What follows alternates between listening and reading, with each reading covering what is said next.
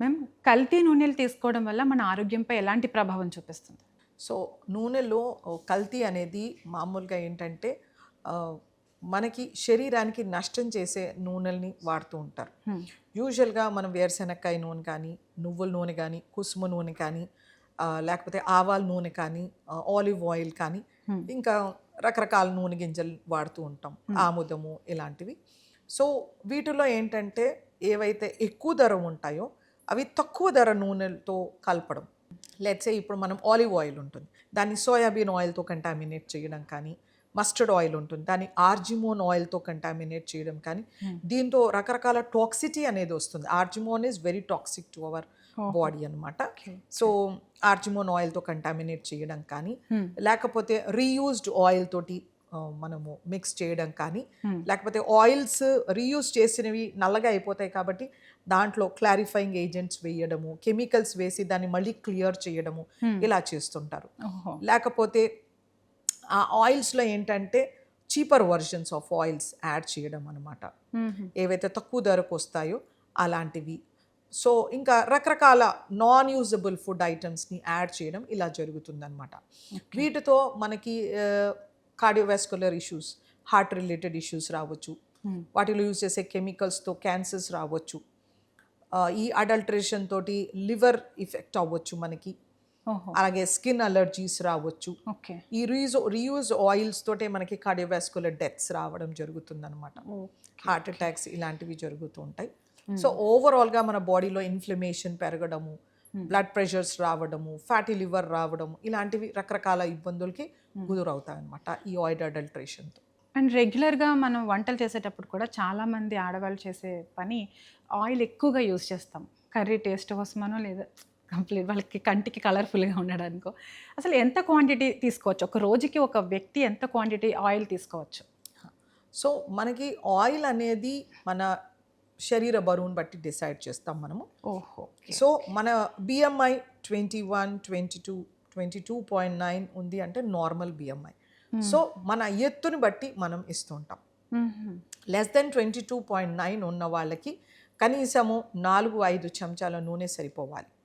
ఇంకొంచెం పొడుగ్గా ఉన్న వాళ్ళకి 5-6 చెంచాలు, ప్రెగ్నెంట్ విమెన్స్కి ఒక 1-2 teaspoons ఎక్కువ, లాక్టేషన్ మదర్కి కూడా ఎక్కువ, ఎందుకంటే వాళ్ళ బాడీ డిమాండ్స్ ఎక్కువగా ఉంటాయి. ఒబీస్గా ఉన్నవాళ్ళు 29 BMI, 30 BMI, 28 BMI, more than 25 BMI ఉన్న వాళ్ళని ఒబీస్ అంటాం మనం.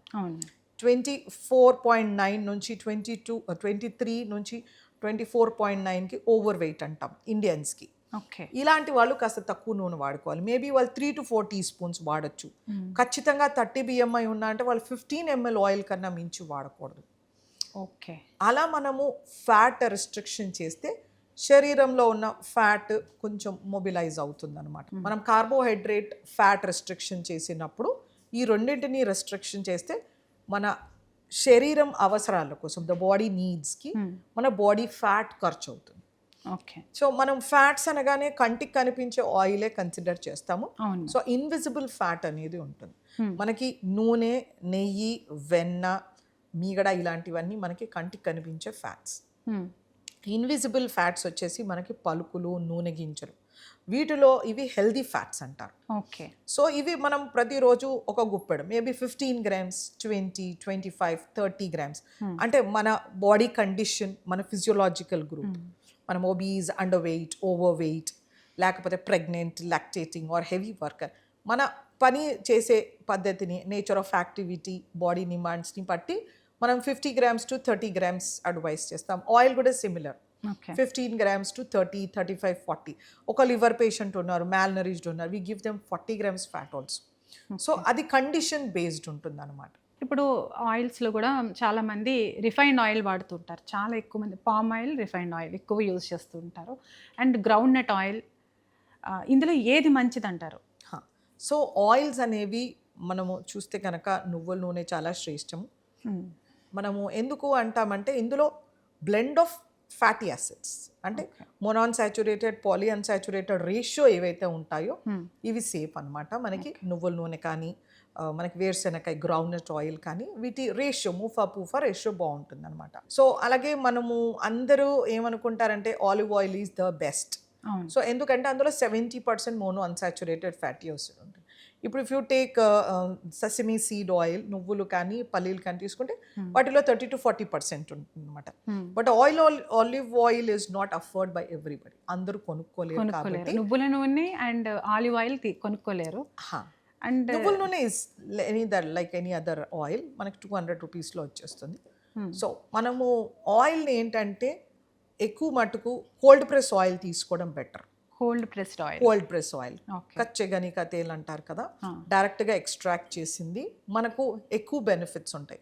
Because oil from the seed నుంచి, గింజల నుంచి నూనె అవ్వాలి అంటే దాంట్లో ఒక 8 స్టెప్స్ ఉంటాయి. It undergoes lot of chemicals. వాటిని ఆయిల్ ఎక్స్ట్రాక్షన్, తర్వాత దాన్ని స్కమ్ తీయడం కానీ, దాని ప్యూరిఫికేషన్, ఫిల్టరేషన్ చేయడము, డియోడ్రైజేషన్ చేయడము, క్లారిఫైయింగ్, మళ్ళీ రెమినెంట్స్ తీయడం, ఇవంతా చాలా చాలా కెమికల్స్ యూజ్ చేసి ఒక 8 స్టెప్స్ ప్రాసెస్ ఉంటుందన్నమాట. దాని బదులు మనము శుభ్రంగా వాడికి కచ్చగాని వాడికి ఇస్తే కనుక ఆ నూనె గానుగలో వేసి తీస్తాడు, ఈజీగా నూనె ఎక్స్ట్రాక్ట్ అవుతుంది. దట్ ఈస్ వాట్ మన యాన్సిస్టర్స్ అందరూ వాడింది. It is no new technology, but అది దానికి స్టెబిలిటీ తక్కువ ఉంటుంది. ఈ రిఫైన్డ్ ఆయిల్కి కోల్డ్ ప్రెస్డ్ ఆయిల్కి చాలా తేడా ఉంటుంది. దట్ ఈస్ వాట్ 8 స్టెప్స్ ఉంటాయి వీటికి, ప్యూరిఫికేషన్కి, ప్రాసెసింగ్కి. బట్ మీరు కోల్డ్ ప్రెస్లో అయితే స్టోన్ గ్రైండర్తో తీస్తారు, లేకపోతే వుడెన్ గ్రైండర్తో తీస్తారు. ఇట్ ఈస్ జస్ట్ ఎక్స్ట్రాక్షన్ తప్పితే మీకు ఏం ప్రాసెస్ ఉండదు అందులో.